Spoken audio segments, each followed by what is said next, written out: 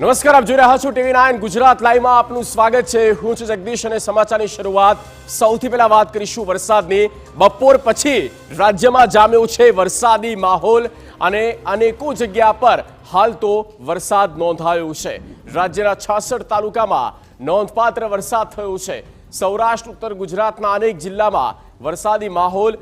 સૌથી વધુ ગીર સોમનાથના કોડીનારમાં 4 કલાકમાં 3 ઇંચથી વધુ વરસાદ। જૂનાગઢમાં 4 કલાકમાં 3 ઇંચ વરસાદ નોંધાયો છે।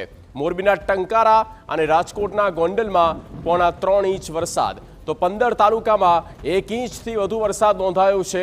તો બપોર પછી નોંધપાત્ર વરસાદ અનેકો જિલ્લા તાલુકામાં પડી ગયો છે। મોરબીના ટંકારામાં સૌથી વધારે રાજકોટના ગોંડલમાં જ્યાં 3.25 ઇંચ જેટલો વરસાદ પડી ચૂક્યો છે। 15 તાલુકામાં 1 ઇંચથી વધુ વરસાદ નોંધાયો છે।